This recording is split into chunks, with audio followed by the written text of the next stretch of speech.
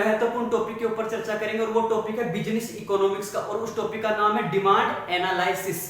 Demand analysis. यदि कोई student business economics की एडवांस लेवल की नॉलेज एक्वायर करना चाहता है तो उसके लिए यह जरूरी है कि वो डिमांड एंड सप्लाई से संबंधित जो बेसिक कंसेप्ट है उनकी क्लियरिटी रखे, यानी उन कंसेप्ट को समझे और फिर ही वो उन चीजों को आसानी से समझ पाएगा, अन्यथा नहीं। कहने का मतलब यही है कि डिमांड एंड सप्लाई एक बिजनेस इकोनॉमिक्स की रीढ़ की हड्डी, एक आधारशिला है। और साथ में दोस्तों ये भी कहा जाता है कि यदि किसी तोते को डिमांड एंड सप्लाई से संबंधित लॉ रटवा दिए जाए तो वो भी एक अच्छा अर्थशास्त्री कहलाएगा। अपन चर्चा करते हैं डिमांड डेफिनेशन की। डिमांड डेफिनेशन की चर्चा करने से पहले हम दो वर्डों की चर्चा करेंगे, और वो दो वर्ड कौन कौन से? एक है डिजायर, एक है वांट। यानी कहने का मतलब यह है कि यदि किसी कोमोडिटी की अपन मांग करते हैं तो सबसे पहले अपने दिमाग में इनिशियली स्टेज पर क्या आती है? उसकी डिजायर होती है, यानी कि एक विशफुल थिंकिंग होती है कि यदि मैं इस वस्तु को खरीदना चाहता हूं। ओके, डिजायर में क्या होता है? If have not enough money, यदि वो पर्सन विशफुल थिंकिंग तो रखता है लेकिन उसके पास एनफ मनी नहीं है। मैं आपको एक एग्जांपल के थ्रू समझाता हूं। जैसे मैं एक कार खरीदना चाहता हूं और वो कार है मर्सिडीज खरीदना चाहता हूँ। ये होगी मेरी विशफुल थिंकिंग, ये होगी मेरी डिजायर, यानी एक मेरा सपना है कि मैं कार खरीदना चाहता हूँ। बट मैं मेरी पॉकेट मनी चेक करता हूँ या फिर मेरे बैंक बैलेंस चेक करता हूँ तो मैं पाता हूँ कि मेरे पास एनफ मनी है ही नहीं। मैं उस कार को खरीदने के लिए मेरे पास एनफ मनी है नहीं। मेरी जो पावर है वो मुझे अलाउ ही नहीं करती कि मैं वो जो कार है वो खरीद सकूं। तो कहने का मतलब बस यही है कि विशफुल थिंकिंग तो है बट उसके पास उस कोमोडिटी को खरीदने के लिए उसके पास एनफ मनी नहीं है, तो वो डिजायर केवल सपना बन के ही रह जाएगी। यानी डिजायर यानी सपने देखने के लिए किसी प्रकार की मनी की आवश्यकता नहीं होती है, इसलिए वो केवल डिजायर ही बन के रहेगी। अब ये डिजायर जो वांट में कब कन्वर्ट होगी?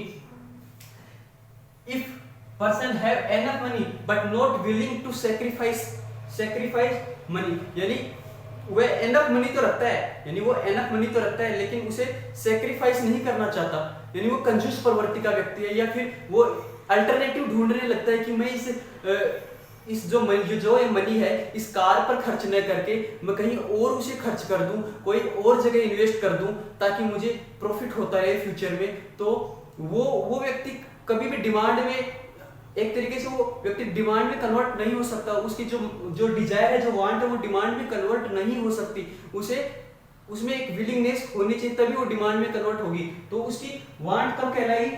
उसके पास एनफ मनी तो है, उसके पास धन तो है बट वो खर्च करने के लिए तत्पर नहीं है, तो वो होगी वांट, है ना। अब ये डिमांड में कन्वर्ट कब होगी?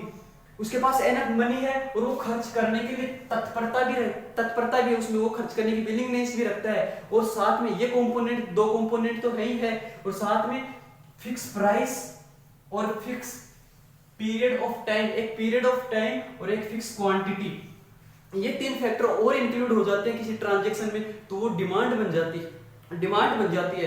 कहने का मतलब यह है कि अब मैं आपको इनको फिर से मैं समझाता हूं। जैसे डिजायर का मतलब, इतना ध्यान रखो, विशफुल थिंकिंग उसकी एक, जैसे मैं मर्सिडीज खरीदना चाहता हूं तो बस वो मेरी होगी विशफुल थिंकिंग। अब वो वांट में कन्वर्ट कब होगी? मेरे पास एनफ मनी आ जाएगी और मैं उसे खर्च नहीं करना चाहता, लेकिन वो खर्च करने के लिए तत्पर हुई नहीं, सेक्रीफाइस करने के लिए मेरी विलिंगनेस है ही नहीं, तो वो केवल वांट ही बनी रहेगी। अभी मैं ये सोच रहा हूँ कार की जगह मैं कुछ खरीद लूं, यानी या फिर मैं कंजूस प्रवृत्ति का हूं, तो वो केवल वांट में ही बनी रहेगी। अब वो डिमांड में कन्वर्ट कब होगी?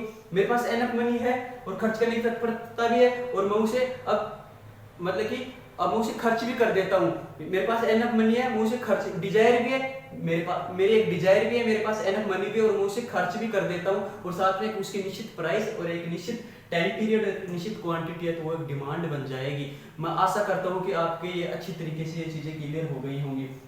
अब अपन चर्चा करते हैं डिमांड डेफिनेशन की। डिमांड डेफिनेशन में क्या होता है कि डिमांड डेफिनेशन के एक सही वे में अपन वो समझते हैं, उसकी परिभाषा, उसका अर्थ समझते हैं। क्या है कि डिमांड क्या दर्शाती है? किसी भी कोमोडिटी या किसी भी सर्विस की ऐसी क्वांटिटी को दर्शाती है जिसमें डिफरेंट पॉसिबल प्राइसेस के ऊपर एक उपभोक्ता खरीदने के लिए उसे तत्पर रहता है या फिर विलिंगनेस रखता है, तो वो होगी डिमांड। ओके, आपके ये समझ में आ गया होगा।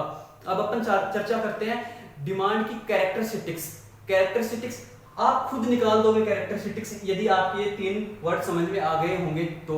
देखो अब अपन मैं समझा देता हूँ आपको कैरेक्टरिस्टिक्स कौन कौन सी है। एक होते हैं कैरेक्टरिस्टिक्स ऑफ डिमांड। फर्स्ट है डिजायर होनी चाहिए, उसकी एक डिजायर होनी चाहिए, अपन ने यहाँ पर पढ़ लिया ना, डिजायर होनी चाहिए उसकी, एक विशफुल थिंकिंग होनी चाहिए। जैसे मेरी डिजायर थी कि मैं मर्सिडीज कार खरीदूं, ओके, ये होगी मेरी डिजायर। अब अपन वांट पे पहुंच जाएंगे। सेकंड क्या है, एनफ मनी, उसके पास एनफ मनी भी होनी चाहिए, उसके पास एनफ मनी भी होनी चाहिए। यदि उसके पास एनफ मनी नहीं होगी तो बताओ वो खरीदेगा कैसे, वो कैसे खरीदेगा उस कमोडिटी को या फिर उस सर्विसेज को कैसे लेगा, तो उसके पास एनफ मनी का होना भी बहुत जरूरी है।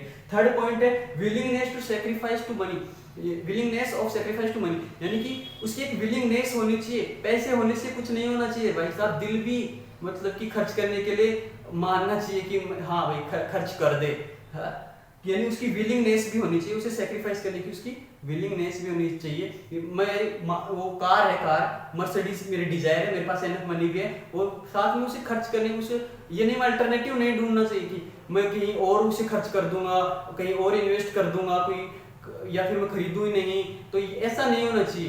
कहने का मतलब यह है कि उसे खर्च करने की उसमें तत्परता होनी ही चाहिए, उसकी विलिंग होनी चाहिए। ओके, थर्ड पॉइंट हो गया। फोर्थ पॉइंट है फिक्स प्राइस, यानी कि उस कमोडिटी की एक फिक्स, यानी ये जो 3 कंपोनेंट है ना, ये तो यहाँ से निकल के आए हैं अपनी 3 कैरेक्टरिस्टिक्स को। अब 3 और हैं जो कि एक डिमांड को एक अच्छे वे में डिफाइन कर पाती हैं, तो वो है फिक्स प्राइस, यानी किसी भी कमोडिटी की एक फिक्स प्राइस का होना बहुत ही जरूरी है। जैसे कार है तो कार की एक फिक्स प्राइस होना जरूरी है, ये थोड़ी ना लमसम इतने में मिल जाएगी, 4-5 करोड़ में मिल जाएगी, ऐसे ना थोड़ी है कि एक फिक्स प्राइस होनी चाहिए उस कमोडिटी की। ओके, और फिफ्थ पॉइंट है फिक्स क्वांटिटी, उसकी एक क्वांटिटी होनी चाहिए। ऐसे ना थोड़े जैसे मैं केले खरीदने जा रहा हूँ तो 4-5 किलो केले ले आना भाई, वो डिमांड में इंक्लूड नहीं हो, एक फिक्स होनी चाहिए, 5 किलो या 10 किलो या 6 किलो, कितनी डिमांड करता है वो। ओके, एक फिक्स क्वांटिटी होनी चाहिए उसकी। और लास्ट में एक फिक्स पीरियड ऑफ टाइम होना चाहिए, यानी कि एक टाइम भी उसका फिक्स होना चाहिए, कितने टाइम पीरियड में वो कितनी डिमांड करता है। जैसे मैं हूँ, जैसे योगेश है, वो एक ऐसा ट्रांजैक्शन है कि जैसे योगेश पर मंथ 250 रुपए पर मीटर के हिसाब से 40 मीटर कपड़ा खरीदता है, तो ये होगी वास्तव में, ये मेरी क्या होगी, एक निश्चित टाइम पीरियड होगी, यानी एक पर मंथ हो गया ना, वो टाइम पीरियड हो गया। अब इसको अपन सालाना में कन्वर्ट करूंगे, साल के कितना मीटर कपड़ा खरीदेगा, तो वो हो गई।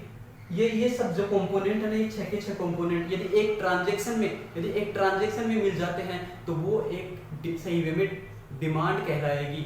ओके, मैं आशा करता हूँ आपकी ये चीजें समझ में आई होंगी। अब